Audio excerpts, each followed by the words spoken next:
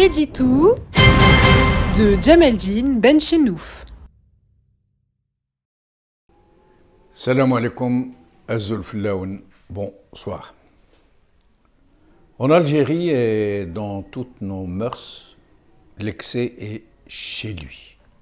Il a table dressée, tout particulièrement dans les pratiques du régime. Alors là, il est plus que chez lui, il coule dans ses veines.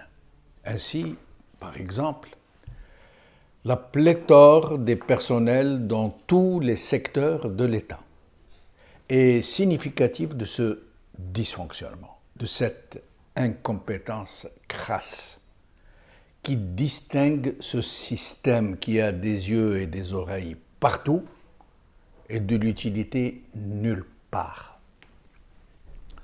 En politique, comme en gestion de l'entreprise, un sureffectif est toujours contre-productif.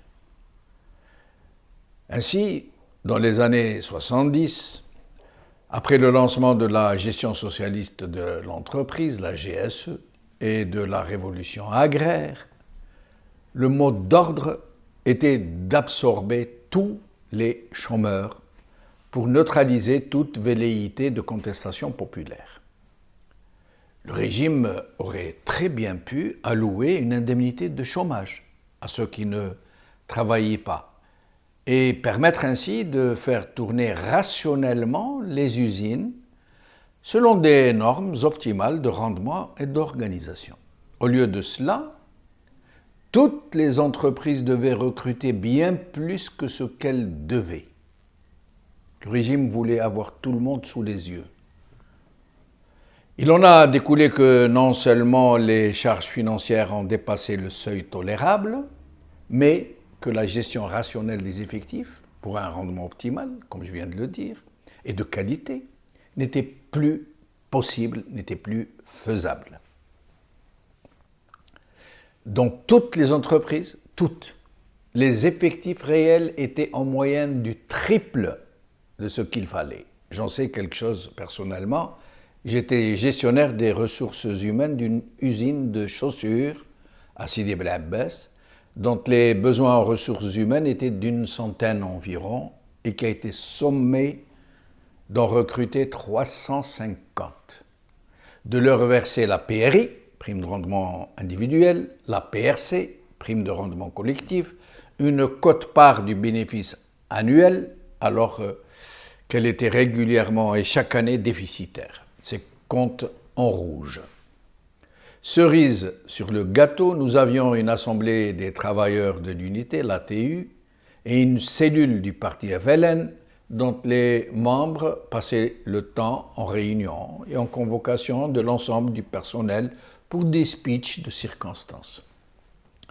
L'argent des hydrocarbures était là pour y pourvoir.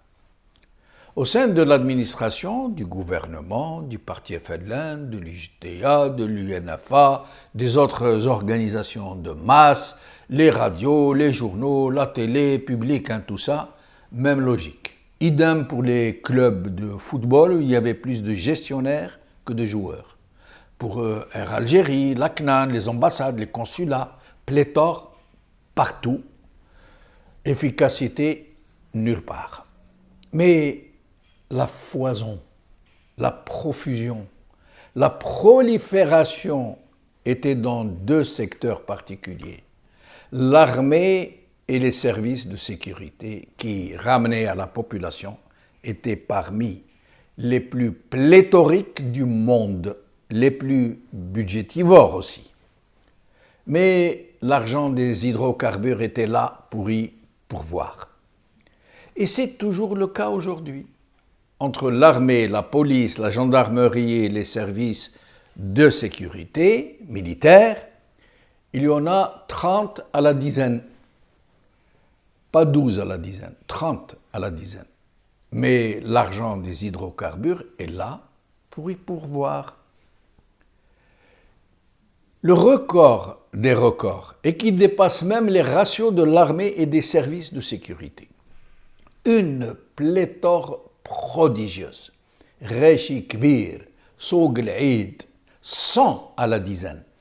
À votre avis, elle est où, cette pléthore phénoménale? À la présidence de la République, pardi, à un point où il a fallu quadrupler le budget de la présidence de 2022 à 2023. Bien plus que la présidence Bouteflika, connue pourtant pour avoir coûté très cher. Jamais on n'a observé autant d'employés à la présidence du président le mieux élu depuis l'indépendance. Des employés de maison comme dans une cour royale. Des chefs cuisiniers, des aides-cuisiniers, des maîtres d'hôtel, des chefs de rang, des serveurs, des pâtissiers, des aides-pâtissiers, des chauffeurs. On me dit même des sommeliers dans cette foire où il paraît que l'islam est la religion de l'État. Des sureffectifs partout. Et cerise sur le gâteau, des dizaines et des dizaines de conseillers et des qualifications à rallonge pour chacun d'eux. Je vais vous lire quelques titres de ces fonctions. Vous allez être édifiés sur ce que veut dire l'expression « ce sont les tonneaux vides qui font le plus de bruit ». Écoutez, Kamel Rizig,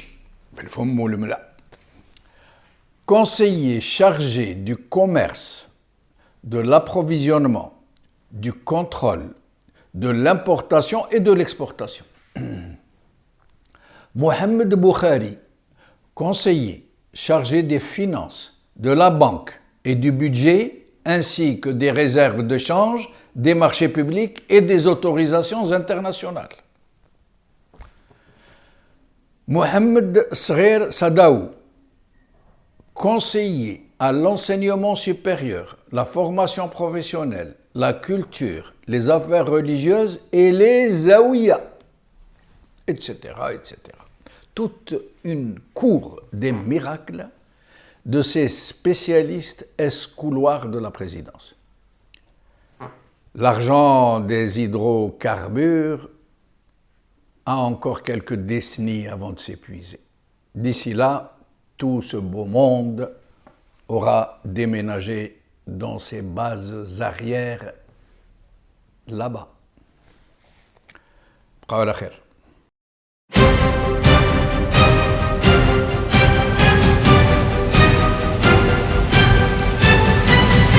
L'édito de Djemeldine Benchenouf.